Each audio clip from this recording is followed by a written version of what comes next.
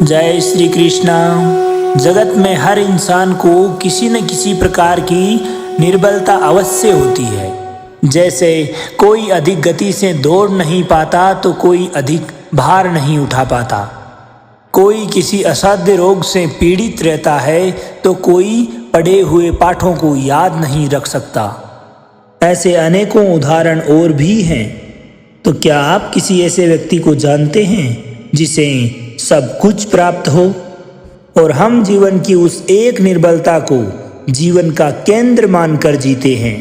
इस कारणवश हृदय में दुख और असंतोष ही रहता है सदा। निर्बलता मनुष्य को जन्म से अथवा किसी संजोग से प्राप्त होती है, परंतु उस निर्बलता को मनुष्य का मन अपनी मर्यादा बना लेता है। किंतु कुछ व्यक्ति ऐसे भी होते हैं जो अपने पुरुषार्थ और श्रम से उस निर्बलता को परास्त कर देते हैं। क्या भेद है उनमें और अन्य लोगों में? क्या आपने इसका कभी विचार किया है? बिल्कुल सरल सा उत्तर है इस प्रश्न का। जो व्यक्ति कभी निर्बलता से पराजित नहीं होता, जो पुरुषार्थ करने का साहस रखता है, वही मनुष्य निर्बलता को पार कर जाता है। अर्थात निर्बलता अवश्य ईश्वर देता है, किंतु मर्यादा मनुष्य का मन ही निर्मित करता है। स्वयं विचार कीजिएगा। भविष्य का दूसरा नाम है संघर्ष। हृदय में आज कोई इच्छा उत्पन्न होती है और इच्छा पूर्ण नहीं हो पाती तो हृदय भविष्य की योजना बनाता है, भविष्य में इच्छा पूर्ण होगी ऐसी कल्पना करता है। किंतु जीवन ना तो अतीत में है और ना ही भविष्य में। जीवन तो इसी क्षण का नाम है, अर्थात इसी क्षण का अनुभव ही जीवन का सच्चा अनुभव है। किंतु हम ये सब जानते हुए भी जीवन का ये इतना सा सत्य जान नहीं पाते। या तो हम अपने अतीत के बीते हुए पलों को घेर कर बैठे रहते हैं, या फिर आने वाले समय के लिए हम योजनाएं बनाते रहते हैं और जीवन बीत जाता है। दोस्तों, एक सत्य अगर हम हृदय में उतार लें कि ना तो हम भविष्य देख सकते हैं और ना भविष्य निर्मित कर सकते हैं, हम तो केवल धैर्य और साहस के साथ भविष्य को आलिंगन दे सकते हैं, स्वागत कर सकते हैं भविष्य का। तो क्या जीवन का हर पल जीवन से नहीं भर जाएगा? आप स्वयं विचार कीजिए। ज्ञान की प्राप्ति सदा ही समर्पण से होती है, इस बात को हम सब जानते हैं। किंतु समर्पण का वास्तविक महत्व क्या है? क्या हमने कभी विचार किया? मनुष्य का मन सदा ही ज्ञान प्राप्ति में विभिन्न बाधाओं को उत्पन्न करता है। कभी अपने आप को किसी अन्य विद्यार्थी से ईर्ष्या उत्पन्न हो जाती है, कभी पढ़ाए हुए पाठों पर संदेह उत्पन्न होता है और कभी गुरु द्वारा दिया गया दंड हमारे मन को अहंकार से भर देता है। बताओ नहीं, क्या ऐसा नहीं होता? न जाने कैसे कैसे विचार मन को सदैव भटकाते रहते हैं और मन की इसी अयोग्य स्थिति के कारण हम ज्ञान प्राप्त नहीं कर पाते। मन की योग्य स्थिति केवल और केवल समर्पण भाव से उत्पन्न होती है। समर्पण मनुष्य के अहंकार का नाश करता है, ईर्ष्या महत्वाकांक्षा आदि इच्छाओं को दूर कर हृदय को शांत करता है और मन को एकाग्र करता है। वास्तव में ईश्वर की सृष्टि में ना ज्ञान की मर्यादा है ना ज्ञानियों की। गुरु दत्तात्रेय ने तो गाय और श्वान से भी ज्ञान प्राप्त कर लिया था। अर्थात विषय चाहे ब्रह्म ज्ञान का हो या जीवन के ज्ञान का या गुरुकुल में प्राप्त होने वाले ज्ञान का, गुरु से अधिक महत्वपूर्ण है उस गुरु के प्रति हमारा समर्पण भाव।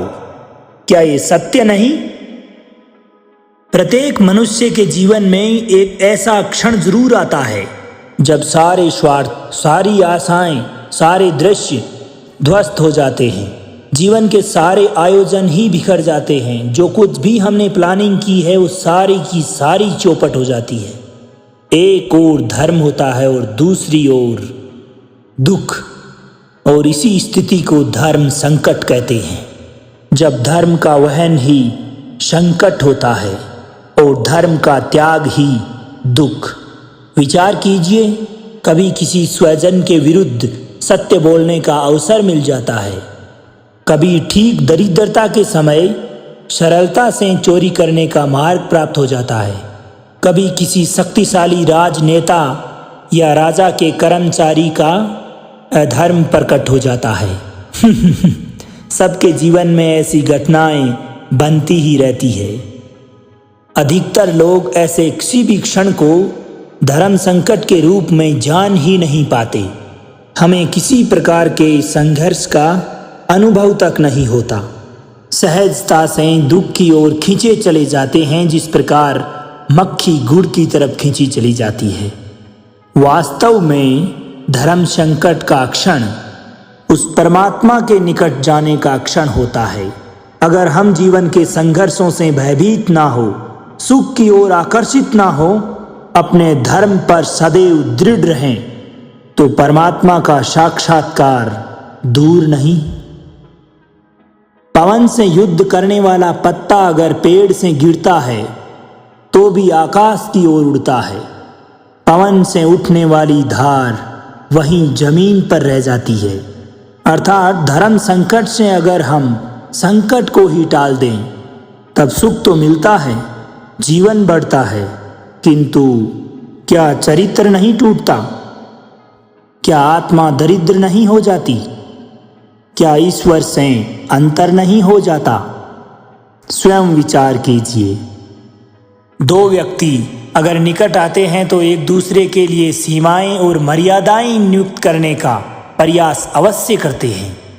हम अगर अपने सारे संबंधों पर विचार करें तो देखेंगे इन सारे संबंधों का आधार यही सीमाएं हैं जो हम निर्मित करते हैं।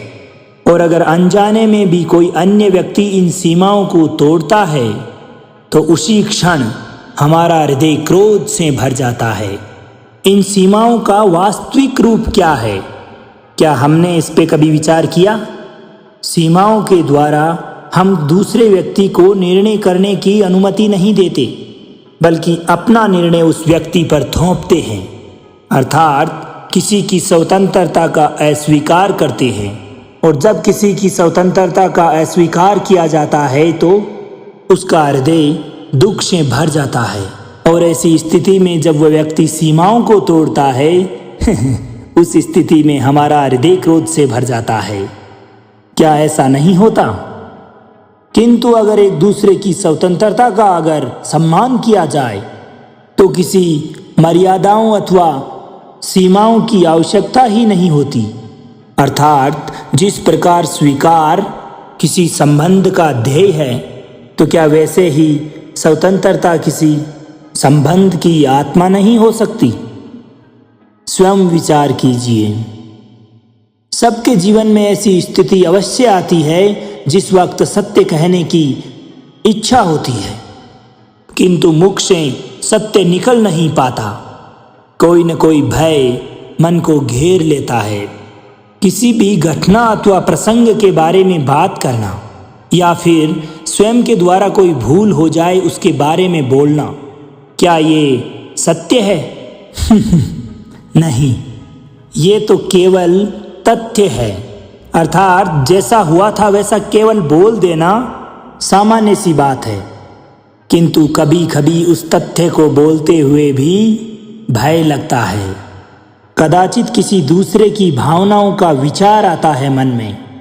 आपके कुछ कहे जाने से दूसरे को भय होगा, ये विचार भी आपके शब्दों को निकलने से रोकता है। तो ये सत्य क्या है? क्या हमने इस पर कभी विचार किया है? जब भय रहते हुए भी कोई व्यक्ति तथ्य बोलता है तो वो सत्य कहलाता है। वास्तविकता में अगर देखा जाए तो सत्य कुछ और नहीं बल्कि निर्भयता का एक दूसरा नाम है। और निर्भय होने का कोई समय नहीं होता, क्योंकि निर्भयता हमारी आत्मा का स्वभाव है। अर्थात क्या प्रत्येक क्षण सत्य बोलने का समय नहीं होता? स्वयं विचार कीजिए। श्रेष्ठता का क्या अर्थ है? श्रेष्ठता का अर्थ है कि दूसरों से अधिक ज्ञान अर्जित करना। अर्थात मूल्य इस बात का नहीं कि स्वयं ने कितना ज्ञान अर्जित किया, बल्कि मूल्य इस बात का है कि प्राप्त किया हुआ ज्ञान अन्य लोगों से कितना अधिक है। अर्थात श्रेष्ठता की इच्छा ज्ञान प्राप्ति को भी एक स्पर्धा बना देती है, कंपटीशन बना देती है। और किसी भी स्पर्धा में विजय अंतिम कब होती है? कुछ समय के लिए तो श्रेष्ठ बना जा सकता है, परंतु सदा सदा के लिए कोई श्रेष्ठ नहीं होता। और फिर वही असंतोष, पीड़ा, परेशानियां, दुख, जिनसे संघर्ष जन्म लेता है। किंतु अगर हम श्रेष्ठ बनने की बजाय अगर उत्तम बनने की चेष्टा करें तो क्या होगा? उत्तम का अर्थ है यानी कि जितना प्राप्त करने योग्य है वो सारा प्राप्त कर लेना, किसी से अधिक पाने की इच्छा से नहीं, मात्र आत्मा की तृप्ति हेतु कुछ प्राप्त करने की इच्छा। उत्तम के मार्ग पर किसी दूसरे से प्रतिस्पर्धा नहीं होती, स्वयं अपने आप से स्पर्धा होती है।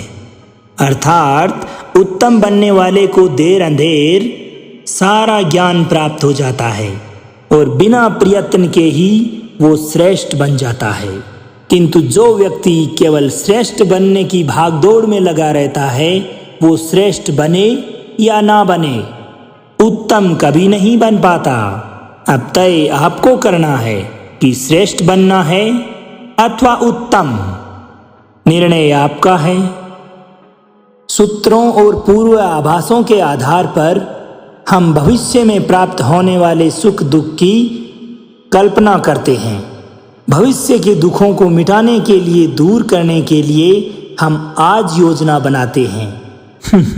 किंतु कल के संकट को यदि आज निर्माण करने के लिए हमें लाभ मिलता है या हानि प्राप्त होती है, यह प्रश्न हम कभी नहीं करते।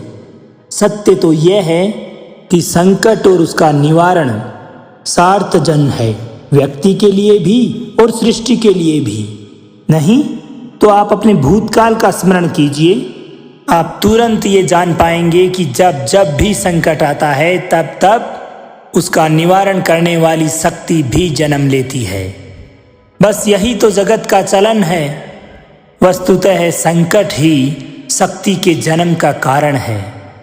प्रत्येक व्यक्ति जब संकट से निकलता है तो एक पद आगे बढ़ा होता है, अधिक चमकता है, आत्मविश्वास से अधिक भरा होता है, ना कि अपने लिए अपितु विश्व के लिए भी।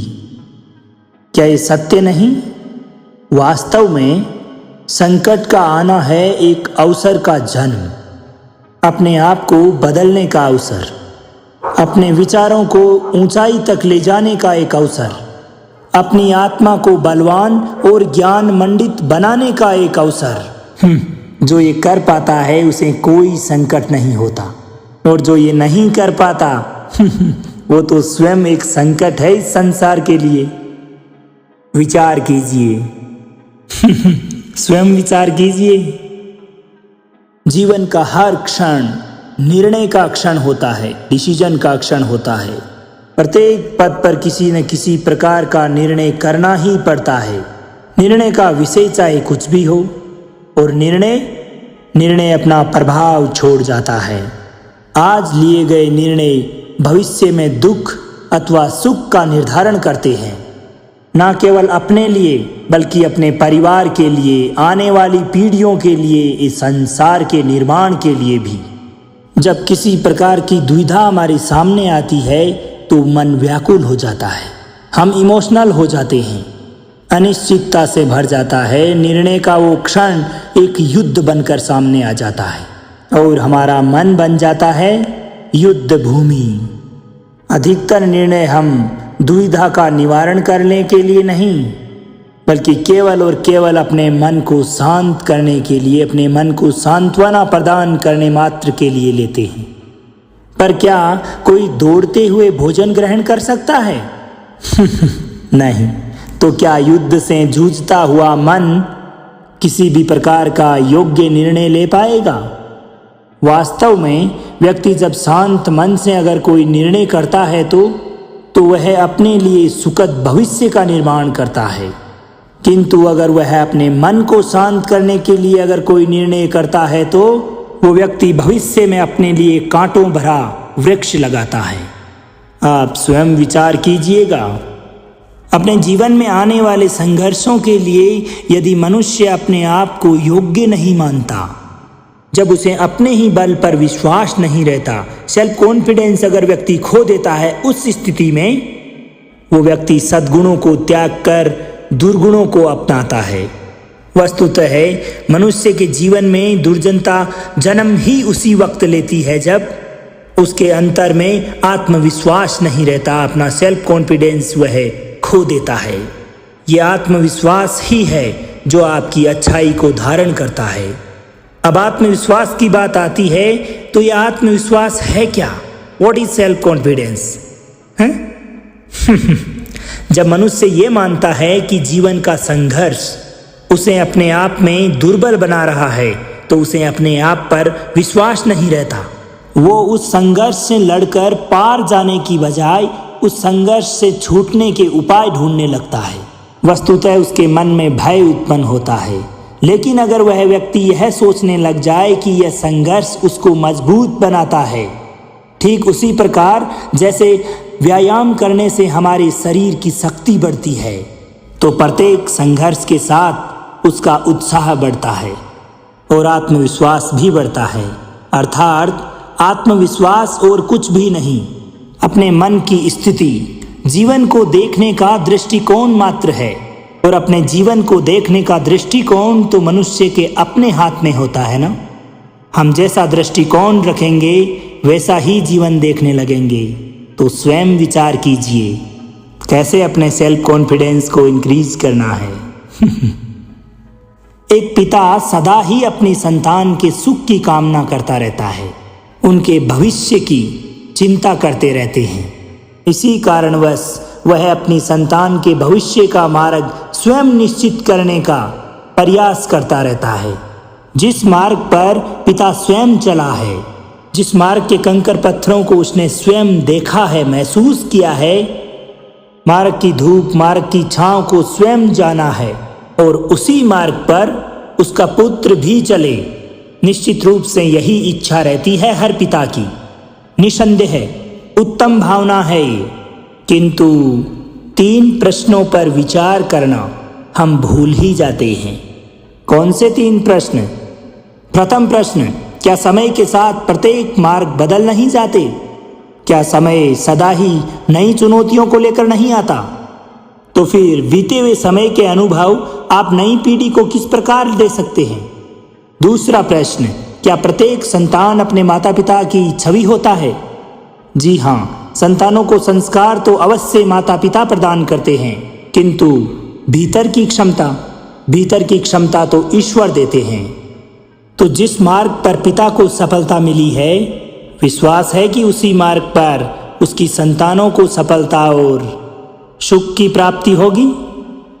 तीसरा प्रश्न, क्या जीवन के संघर्ष और चुनौतियां लाभकारी सिद्ध नहीं होती? क्या प्रत्येक नया प्रश्न एक नए उत्तर का द्वार नहीं खोलता?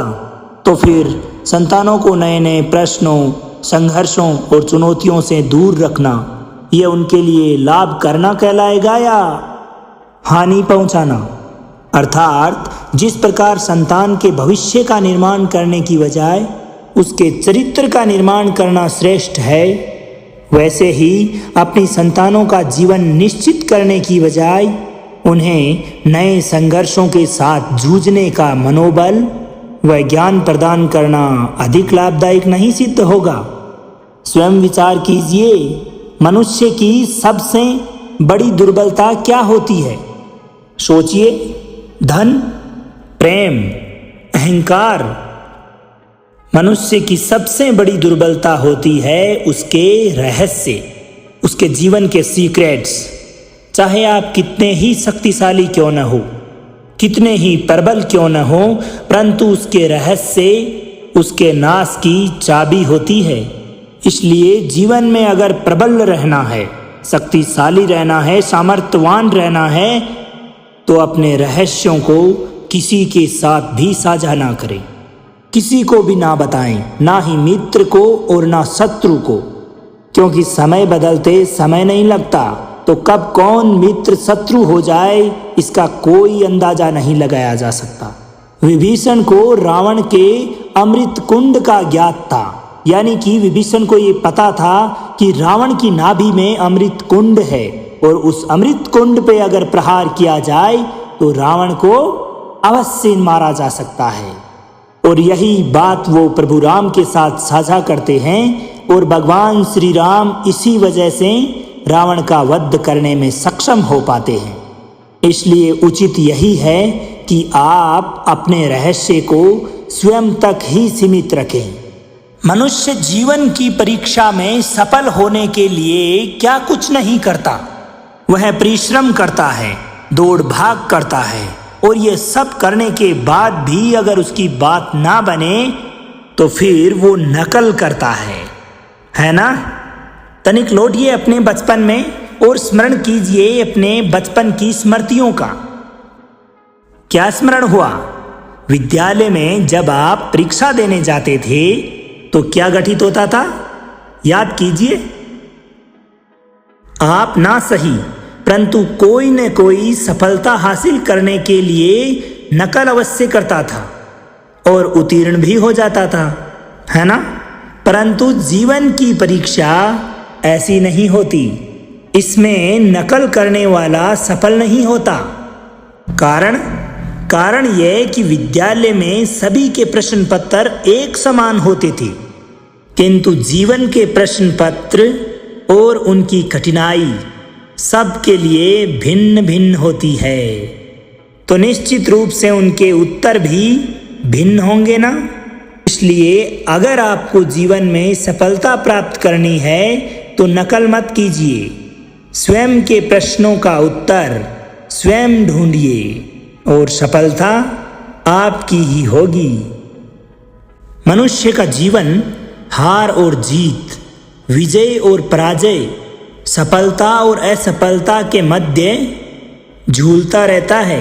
आपके साथ में भी ऐसा होता होगा, है ना। जब आप सफल होते हैं, किसी चुनौती पर विजय पाते हैं, कोई चैलेंज आपने एक्सेप्ट किया और उस पे आपने विजय हासिल की, तो आपका मन स्वतः ही प्रसन्नता से गदगद हो उठता है ना। आनंद के उपवन में झूमने लगता है। और इसी के विपरीत अगर आप अपने चैलेंज को पूरा करने में असफल होते हैं या मिली हुई चुनौतियों को पूरा नहीं कर पाते, तब वही मन दुख और पीड़ा के सागर में डूबने लगता है। ऐसा ही होता है ना। परंतु देखा जाए तो वास्तविकता में सफलता और असफलता है क्या? तनिक ध्यान से सोचिए, यह केवल हमारी मन स्थिति मात्र है। ध्यान देना इस बात पर कि हमारी पराजय उस वक्त नहीं होती जिस वक्त हमारा शत्रु हमारे पे विजय हासिल करता है। हमारी पराजय उस वक्त होती है जब हम पराजय स्वीकार कर लेते हैं। हम अपने जीवन में असफल उस वक्त नहीं होते जिस वक्त हम अपने लक्ष्य को प्राप्त नहीं कर लेते, बल्कि हम असली असफल उस वक्त होते हैं जब हम अपने लक्ष्य के लिए प्रयास करना बंद कर देते हैं। इसलिए सदैव प्रयासरत रहिए, प्रयास करते रहिए, कभी हार ना माने। आपका लक्ष्य आपके कदम चूमेगा, इसमें कोई संदेह नहीं। क्योंकि जिस दिन आप हार को स्वीकारना बंद कर देंगे, जीत आपके चरणों में होगी। आप सब ने बरगद के वृक्ष को तो देखा ही होगा। क्या आपको ज्ञात है, बरगद के वृक्ष के बीज का आकार राई से भी छोटा होता है, परंतु फिर भी बरगद का वृक्ष संसार के महाकाय वृक्षों में गिना जाता है। जब उसका जन्म होता है तब उसमें वो जटाएं, वो शाखाएं नहीं होती, परंतु जैसे जैसे उसका विस्तार होता है, वह जैसे जैसे अधिक शाखाओं का भार उठाने लगता है और अधिक पत्तियों का सृजन करता है, उसकी शाखाएं जटाएं बनकर जड़ तक पहुंचती है और उस वृक्ष को सहारा प्रदान करती है। यह जीवन का बहुत महत्वपूर्ण मार्ग है। बिना किसी लोभ लालच के शुभ कार्य करें, अन्य निर्बल लोगों की सहायता करें। धीरे धीरे आपने जिन जिन निर्बलों की सहायता की है, वही लोग आपके सहायक बनते जाएंगे, आपकी जड़ों को और अधिक बलशाली बनाएंगे, आयु मान और आकार बढ़ाएंगे। सहजीवन, सहायता और निष्काम आपको मृत्यु के पश्चात भी मरने नहीं देगा, बल्कि आपको हमेशा हमेशा के लिए अमर बना देगा। दोस्तों, हमारा शरीर प्रकृति का एक महान आविष्कार है। इससे जटिल संरचना इस संसार में और कोई दूसरी नहीं। हमारा शरीर जितना जटिल है, यदि इसको ठीक से जाना जाए तो इससे अधिक सरल ज्ञान देने वाला और कोई नहीं है। हमारे शरीर में 5 इंद्रियां होती हैं जो हमें भाव, स्वर्ण और वस्तुओं का बोध कराती है। हमारे पास आँखें, नाक है, स्पर्श करने के लिए त्वचा है, श्रवण हेतु कान है और जिह्वा है। इन सभी का भिन्न भिन्न कार्य है। आँखों से देखना, कानों से सुनना, नथनों से श्वास लेना, त्वचा से स्पर्श करना और जिह्वा से स्वाद लेना। परंतु क्या आपने ऐसा कभी सोचा कि प्रकृति ने हमें 2 आँखें दी, 2 नथने दी, 2 कान दिए, स्पर्श के लिए ये पूरा शरीर दिया, परंतु जिह्वा केवल 1 दी। ऐसा क्यों? क्योंकि प्रकृति चाहती है कि हम देखें अधिक, सुने अधिक और ज्ञान अधिक अर्जित करें, परंतु बोलें कम, क्योंकि अधिक बोलना व्यक्ति के नाश को निमंत्रण देता है। इस बात का स्मरण रखिएगा। सब लोग सदा यही कहते आए हैं कि यदि आगे बढ़ना है तो अपनों का साथ दो।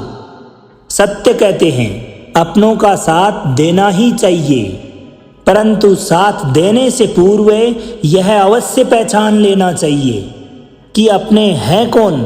वास्तविकता में हम जिनका साथ दे रहे हैं वो अपने हैं भी या नहीं। क्या अपने वही होते हैं जिनके साथ हमारा रक्त संबंध होता है, या अपने मित्र? अपने वो होते हैं जो हमें सदैव सद्कार्य करने के लिए प्रेरित करते रहें, अच्छे कामों के लिए हमें सदैव मोटिवेट करते रहें। ऐसे लोग अपने होते हैं।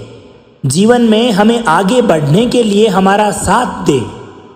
और वो जिनका साथ देने से समाज का नाश हो, धर्म की हानि हो, वो सगे होकर भी सगे नहीं होते।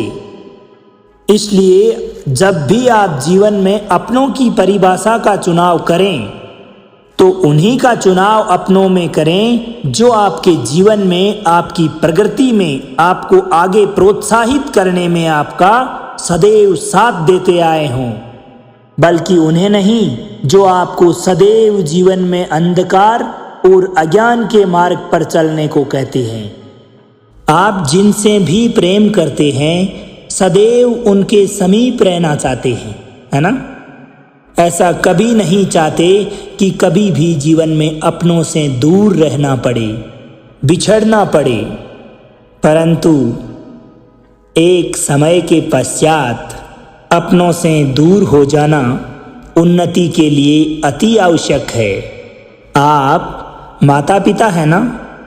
अगर आप अपनी संतान के जीवन के हर पथ पर सदैव मार्गदर्शन ही करते रहेंगे तो आपकी संतान कैसे वो अपने जीवन में आने वाले संघर्षों, चुनौतियों का सामना करते हुए एक नव पथ का निर्माण कर पाएंगे? मार्ग के कांटों से अपने आप को बचाना कैसे सीख पाएंगे? इसीलिए एक निश्चित समय के बाद अपनों से बनाई गई दूरी भी लाभकारी सिद्ध होती है।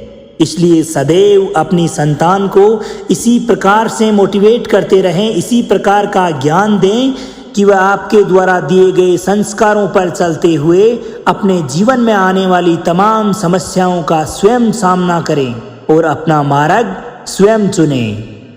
ऐसा करना ही आपकी संतान के लिए हमेशा लाभदायक रहता है।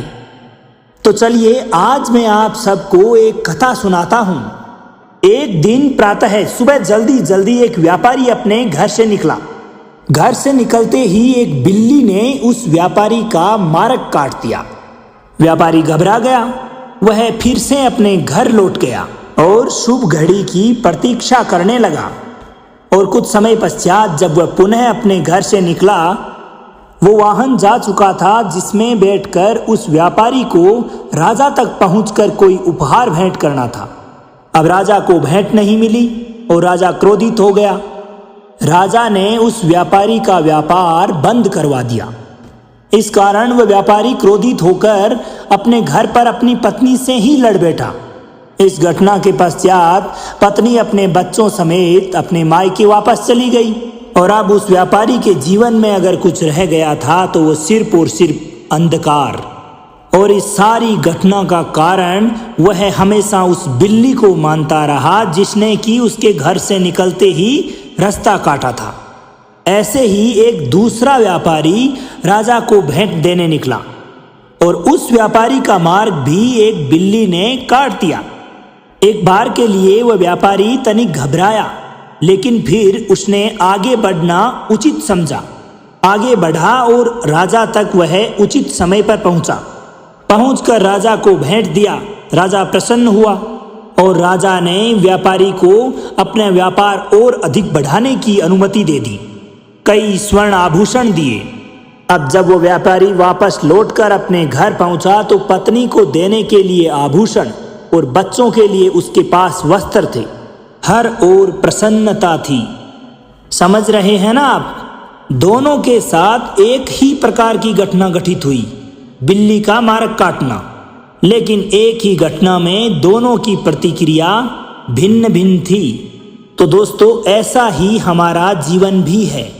हमारे जीवन में प्रारब्ध का अपना स्थान है, परंतु उससे भी कई अधिक महत्वपूर्ण है हमारी की गई प्रतिक्रिया, हमारी सोच का प्रभाव, क्योंकि यही हमारे जीवन को आकार प्रदान करते हैं। इसलिए अपनी सोच को सदैव सकारात्मक रखिए। आपका जीवन सदैव आनंदमय हो जाएगा। हम सभी मनुष्य अपने जीवन में सदैव कोई न कोई कार्य करते रहते हैं। अब कार्य करते हैं तो थकान की अनुभूति भी होती है, और अगर थकान ना उतरे तो आगे कार्य करने का मन नहीं होता। हम आशा करते हैं कि कदाचित एक दिवस में 24 की बजाय 26 घंटे होते तो आराम करने के लिए हमें और अधिक समय मिल जाता। हमें ऐसा अनुभव होता है कि हम बहुत अधिक कार्य कर रहे हैं, होता है ना? परंतु क्या आप लोगों ने सोचा कि जो लोग इस संसार में सफल हैं, उनके जीवन में भी सफल होने के लिए एक दिन में वही 24 घंटे थे जिनमें उन्होंने सफलता को हासिल किया। तो फिर भी वो सफल क्यों और हम असफल क्यों? इसका एक छोटा सा रहस्य है। वो उस कार्य का चयन करते हैं जो उन्हें प्रिय है, जिस कार्य को करने में उन्हें आनंद आता है। उन्हें यह लगता ही नहीं कि वह कोई कार्य कर रहे हैं। उन्हें बस यही अनुभूति होती रहती है कि वो सदैव प्रतिपल आनंद मना रहे हैं। और जब आप आनंद मनाते हो तो थकावट कैसी? इसलिए यदि आप जीवन में कोई भी कार्य करें तो वो आपके मन को भाना चाहिए, अथवा आप जो भी कार्य कर रहे हैं उसको आपके मन को भा जाने दो, और फिर देखो सफलता आपको मिलेगी। कभी सोचा है हमारे जीवन के बारे में? हमारा जीवन भी उस रेत के घड़े के समान है। जो रेत नीचे गिर चुकी है वो हमारा अतीत है, जो अब भी ऊपर है वह हमारा आने वाला भविष्य है, और वर्तमान यह संकुचित स्थल है जहां से धीरे धीरे करके रेत गिर रही है। अर्थात हमारे पास जीने के लिए बस यही एक क्षण है। अब उस क्षण का उपयोग किस प्रकार करना है यह हम पर निर्भर करता है। जो बीत चुका है उसका दुख मनाना है, या जो कुछ भी भविष्य में होने वाला है उसके लिए क्रोधित होना है। सब कुछ करने के लिए बस यही एक क्षण है। और अगर जीवन में प्रसन्न रहना है तो उसके लिए भी बस यही एक क्षण है।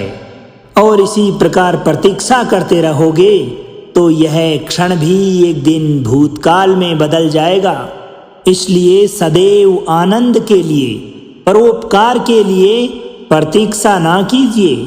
आपके पास जो पल है उनका भरपूर सदुपयोग कीजिए, क्योंकि इस घड़ी को पलटकर आप समय अवश्य गिन सकते हैं, परंतु अपना बीता हुआ समय आप वापस नहीं लौटा पाएंगे।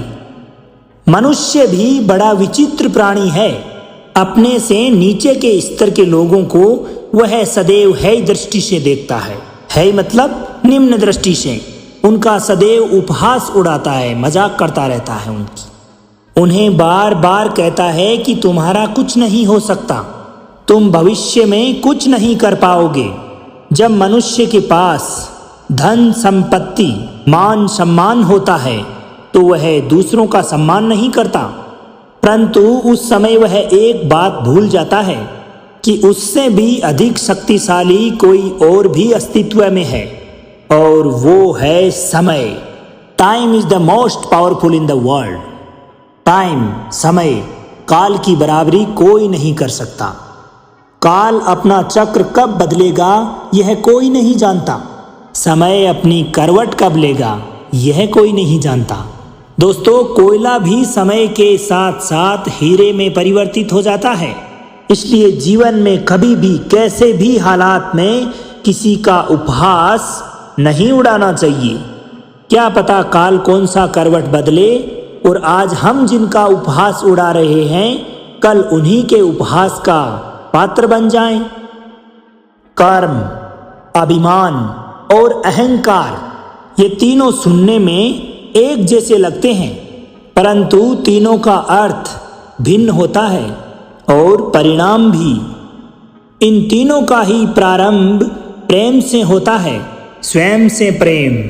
परेशव हमारे मन में गर्व को जन्म देता है और सफलता अभिमान जगाती है।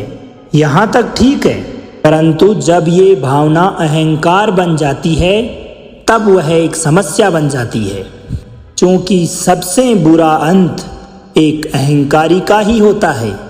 परंतु मनुष्य के लिए पहेली यही है कि यह पहचान कैसे की जाए कि अभी अहंकार जग गया है और उसका दमन आवश्यक हो गया है। इसका उत्तर मैं नहीं, आपका मन देगा। जब तक आप स्वयं से प्रसन्न हैं, जब से आप अपने आप से ऊपर उठने का प्रयास कर रहे हैं, तब तक ठीक है, परंतु जब आपके मन में दूसरों को नीचा दिखाने का भाव आ जाए, उसी वक्त सावधान हो जाइएगा, क्योंकि यही अहंकार है जो वास्तविकता में आपको हीन कर रहा है। चलो आज मैं आपको एक कहानी सुनाता हूँ। एक दिन गोकुल में दो व्यापारी आए। एक व्यापारी शहद का व्यापारी था। बड़ा मीठा शहद था उसके पास, परंतु वह गोकुल में लंबे समय तक टिक नहीं पाया। उसको व्यापार में हानि हुई और वह शीघ्र ही व्यापार छोड़कर गोकुल से चला गया। और दूसरा व्यापारी जो था वह मिर्च का था। पहले दिन वह एक पोटली मिर्च लाया और दूसरे ही दिन पूरी की पूरी बैलगाड़ी भरकर लाया, और धीरे धीरे पूरी मथुरा में उसकी धाक जम गई। इस बात से मुझे बड़ा आश्चर्य हुआ, तो मैंने बाबा से पूछा कि ऐसा क्यों? एक मीठे शहद का व्यापारी कंगाल हो गया और मिर्च का व्यापारी धीरे धीरे अपने व्यापार में उन्नति करते हुए सेठ बन गया। बाबा मुस्कुराए और धीरे से जवाब दिया कि मीठी जुबान से तीखी मिर्च बेचने वाले की भी मिर्च बिक जाती है, और जो कड़वी बोली बोलता है उसका मीठा शहद भी नहीं बिकता। वाह, कितने उत्तम विचार है उनके।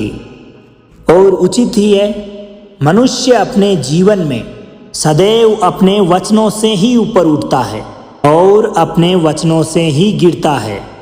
इसलिए अपने जीवन में सदैव मीठी बोली बोलने का प्रयास कीजिए, आपका जीवन सरल हो जाएगा। मनुष्य की सबसे बड़ी दुर्बलता क्या होती है? सोचिए, प्रेम, अहंकार मनुष्य की सबसे बड़ी दुर्बलता होती है उसके रहस्य। चाहे आप कितने भी शक्तिशाली क्यों न हो, कितने भी प्रबल क्यों न हो, परंतु उसके रहस्य उसके नाश की चाबी होती है। इसलिए प्रबल रहना है, शक्तिशाली रहना है, सामर्थ्यवान रहना है तो अपने रहस्यों को किसी को भी ना बताएं, ना मित्र को और ना ही शत्रु को, क्योंकि समय के साथ कब कौन मित्र शत्रु हो जाए ऐसा कहना संभव नहीं। विभीषण को रावण के अमृत कुंड का पता था, इसी कारण वह जब राम के साथ मिल गया तो वही अमृत कुंड की सूचना उन्हें भगवान श्री राम को दी और उसी रहस्य को जानने के पश्चात प्रभु श्री राम ने रावण का वध किया। इसलिए कोई भी रहस्य हो कभी भी किसी के साथ साझा ना करें। रहस्य ही आपकी बर्बादी की एक मुख्य चाबी होती है। दोस्तों, युवावस्था भी हमारे जीवन का कितना सुंदर काल होता है ना। बाहों में बल, मन में कुछ बड़ा कर जाने की चाह, आंखों में भविष्य के सुंदर और कोमल सपने, और इसी अवस्था में मनुष्य के भीतर पनपता है प्रेम। किसी को देखकर उसके प्रति मन मोहित हो जाता है और उसके पश्चात मनुष्य अपना सब कुछ उस पर न्यौछावर करने को तैयार हो जाता है। फिर प्रेम की परिणति होती है विवाह में। क्यों? सबको अपने जीवन के खट्टे मीठे स्मरण आए ना, परंतु यहीं से अधिकतर माता पिता और संतान के मध्य विचारों का विरोध शुरू हो जाता है। संतान को लगता है कि उसके द्वारा चुना गया जीवन साथी ही उसके लिए श्रेष्ठ है और माता पिता को लगता है कि संतान अनजाने में भूल कर रही है।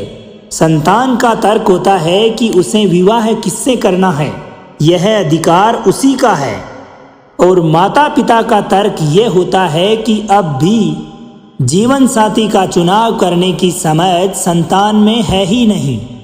तो इस अवरोध का निदान किस प्रकार किया जाए? ऐसी स्थिति में उचित निर्णय किस प्रकार लिया जाए? ऐसी स्थिति का भगवान श्री कृष्ण एक ही मार्ग प्रशस्त करते हैं कि अपने उत्तरदायित्वों का भार और अपने से बड़ों के मापदंडों का भार विवाह करने से पूर्व ये जान लेना अति आवश्यक है कि विवाह मात्र अपने प्रेम को पा लेने का मार्ग नहीं है, अपितु विवाह से जीवन का एक नया द्वार भी खुलता है और हर नए जीवन के साथ नए उत्तरदायित्व भी होते हैं, नई जवाबदारियां आती है, नई जिम्मेदारियां बढ़ती है। और अगर इन उत्तरदायित्वों को ध्यान में रखते हुए समझते हुए निर्णय लिया जाए तो विश्वास कीजिए आपका दाम्पत्य जीवन खुशियों से भरा रहेगा और आपको जीवन में कभी भी यह पछतावा नहीं होगा, रिग्रेट फील नहीं होगा कि आपने कोई अनुचित निर्णय लिया था। सागर का जल जब वाष्प बनकर उड़ता है तब हमें दिखाई नहीं देता। मेघ उस जल को अपने भीतर समा लेते हैं, लंबी यात्रा करते हैं, प्रयास करते हैं कि वो जल सदैव उनके भीतर ही छिपा रहे, परंतु जब वायु का वेग उन्हें उड़ाकर किसी बड़े पर्वत से ले जाकर टकरा देता है तब उन मेघों को बरसना ही पड़ता है, क्योंकि यही नियति है, इसी का नाम प्रकृति है। क्योंकि जल को अंततः सागर में जाकर मिलना ही है। ठीक ऐसा ही हमारे साथ भी होता है। हम सत्य को अपने मन के मेघों में चाहे जितना छुपाने की कोशिश करें, परंतु समय की आंधी उसे वास्तविकता के पर्वत से ले जाकर टकरा कर हमारे समक्ष ले ही आती है। जिस भय अथवा डर के कारण आप उस सत्य को सामने नहीं लाना चाहते, एक दिन वही डर, वही भय आपके सामने साक्षात आकर खड़ा हो जाता है और उस स्थिति में फिर हम लाचार हो जाते हैं, क्योंकि हमने उस भय से सामना करने की तैयारी नहीं की होती है। इसलिए दोस्तों, सत्य से कभी भागे नहीं, उसका डटकर मुकाबला करें, उसे छिपाएं भी नहीं, उसका स्वीकार करें। ऐसा करने पर आप भविष्य में उत्पन्न होने वाली बड़ी विपत्ति से बच जाएंगे। कभी कभी आप सभी के जीवन में एक ऐसी विचित्र समस्या अवश्य आती है कि शक्तिशाली के समक्ष मौन हो जाना। जब भी कोई आपसे अधिक शक्तिशाली आपके समक्ष होता है तो आप अपने आप को मौन कर लेते हैं, क्योंकि उस समय उस शक्तिशाली से विवाद करने से बचने के कारण आप मौन रह जाते हैं। मान लिया कि ऐसा करने से आप एक विवाद से तो बच जाते हैं, एक संघर्ष से अपने आप को बचा लेते हैं, परंतु ऐसा बचाव उसी समय एक बड़े संघर्ष को जन्म दे देता है। अब आप पूछोगे कैसे?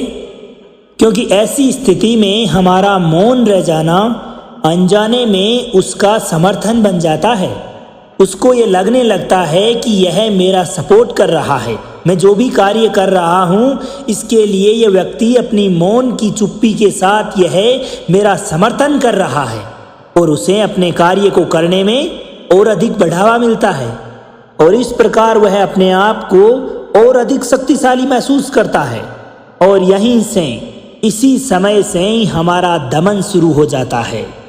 एक के बाद एक हम निरंतर अन्याय में सम्मिलित होते चले जाते हैं। तो अब इसका तोड़ क्या है? इस बात को जानने के लिए यह जानना अति आवश्यक है कि वह कौन सी बात है जो आपको उसका विरोध करने से रोकती है। ये उस सामने वाले की शक्ति नहीं है जो आपको रोकती है, ये आपके मन के भीतर छिपा आपका भय है जो आपको उसका विरोध करने से रोकता है।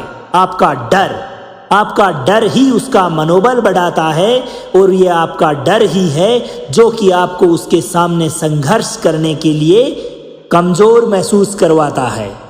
हाँ, कभी कभी भय आपकी सुरक्षा अवश्य कर सकता है, परंतु साथ साथ यह भी जानना जरूरी है कि यह भय ही है जो आपको मौन रख रहा है।